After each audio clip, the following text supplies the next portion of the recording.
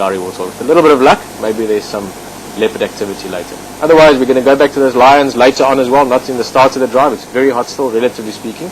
So I don't think those lionesses will be doing much. We'll also try and get there towards the cooler parts of the day. Otherwise, Jan is in the camera, and my name is Pieter.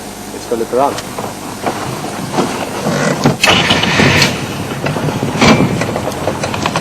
And of course, after all of that, just in case you weren't sure, you're with WildEarth. And hopefully you'll be with us many, many times still over the next many years. Just to see what the day has to offer out here in Africa.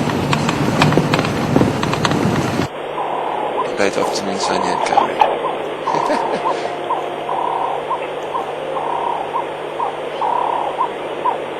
Those big ears. Oh, guys, this is really awesome.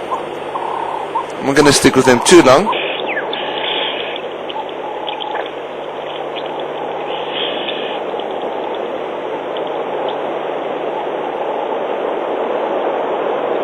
It's just too awesome. Look at this beautiful specimen. It's just really spectacular. In the same class as that Nyala bull we just had on the drive as well. But this guy is, look at that. Digging his horns there into the mud. Getting them nice and clean, moisturizing them a bit. Practicing his neck muscles. This is just spectacular, spectacular behavior. Wow, look at that. Guys, this is 100% live. This Kudu bull's got probably like 2 kilograms of mud all over his Nyala female also. A couple of Nyala females, I suppose. But this Kudu bull's probably got half a kg of mud on his horns at the moment. It will probably shake off soon. But yes, this is really, really spectacular. Pieter's heading toward Twin Dams and Chelapan.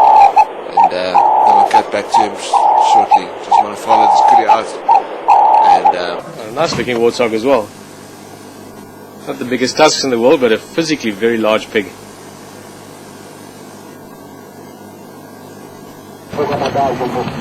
It says there's still flat cat sleeping. Lalapanzi, which means sleeping lying down. So we'll go there later on. Maybe after Buffelshoek Dam we'll swing past.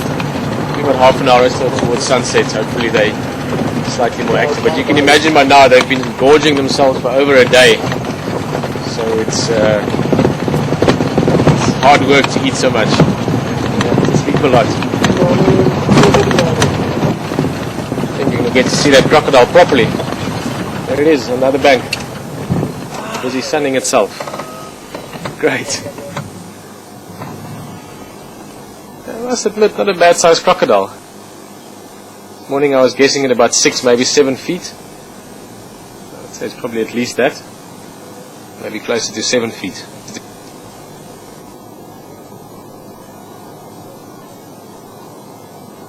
Big enough to, for some reason, went and messed with it. But like most other animals, if you give it its space, it's more than happy to leave us alone. I must say, this is a very well... You go, Jan?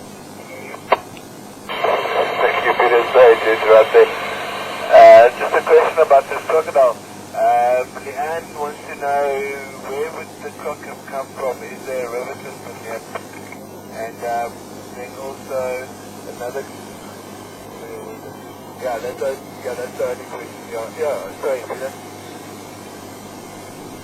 How long do you think this crocodile should stay at the gap? Okay, thanks. That question coming from Leanne. If I got the gist of it rightly, and you're asking where this crocodile is likely to have come from, and how long it's likely to stay around. In terms of how long it's going to stay around, I have absolutely no idea. It could stay tonight and leave tomorrow. It could also stay for another, depends mainly on how much water is available. The Buffelshoek Dam normally retains water straight throughout the year quite easily. But again, this year it hasn't had as much water as usual. So we'll see towards the end of winter if this water is still enough to accommodate the croc. In terms of where it's coming from, we haven't actually noticed tracks. I mean, I haven't seen any tracks on our side at all for a crocodile this size, so probably from the north. I would guess one of the bigger dams up there, maybe, or Kayamanje. There's a few dams up towards the north in Buffelshoek. Also a lot of them getting very low now, so maybe this crocodile decided I'm going to head downhill somewhere and see what else I can find, and And this is what it came up with next. Of course, this waterhole gets shallower or there's not much food around, which shouldn't be a problem. There's a lot of catfish here. Hasn't been a crocodile living here for quite a few years. So it might decide to stick around for a while. But if it doesn't, it's going to head downstream. It's going to follow the south of here again. But I've got a feeling, just the way it's lying there, it's looking quite happy. Look, it looks like it's smiling even. Hopefully it's going to stick around here and become a permanent companion to the hippo. Every day we arrive here, it'll be find the croc. Speaking of the hippo, just lying, he was making a bit of splashing just now. I think the hippo is maybe feeling a bit left out now. Always been the center of attention, and now suddenly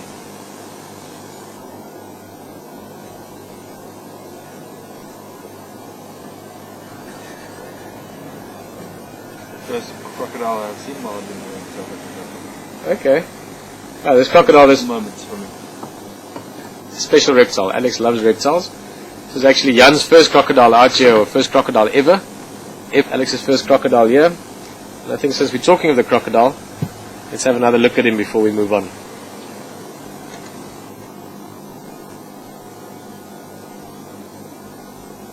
I'm sure quite a few of you are probably wondering how this crocodile and this hippo will get along. I explained it a bit this morning, and I'm sure we've got lots of new people on drive this afternoon. Basically, there's not much competition. First of all, they don't compete at all for food. Hippos, of course, herbivores, they eat grass. Crocodiles, carnivores, they eat, when they're very young, they eat. When they're older, they start eating a little bit bigger things. They'll start eating things like birds, doves, franklins, fish. A lot of fish, actually, and then only as they really start getting very large, they start taking larger mammals and so on. So there's no competition for food, first of all. So the only thing really is the water. And again, in the water, there's not much of a problem. It's very solid that crocodiles are really big enough to be a threat to hippo or to young hippo. It's only in the big rivers that you find that. So in this specific case, this hippo and crocodile at all, to the point where they will hardly pay each other attention.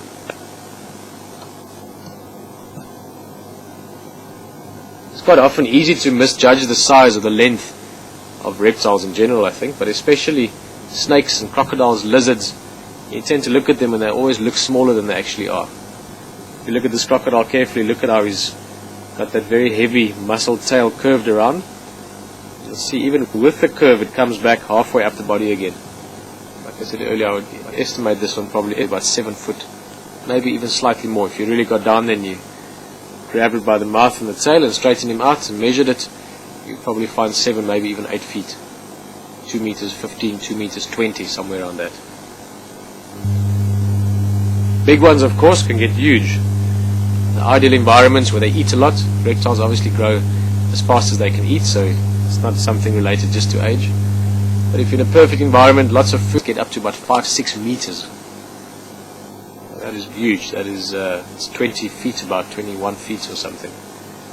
And they can get up to about a ton in weight. That's more than a big buffalo, and they can be a meter tall at the shoulder when they're walking. It's about at your hip, a little bit more than your hip. So they can get to monstrous sizes, but not this one. This one is just big enough to respect, but not to fear. Look at that. I'm just going to turn your smaller gap and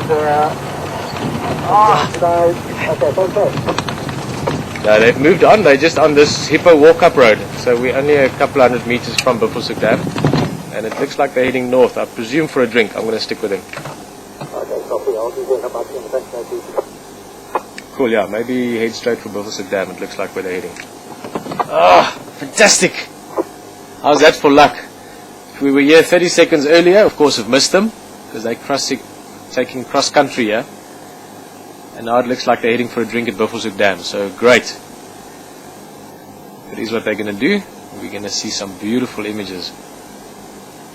Hey, I'm very happy about this.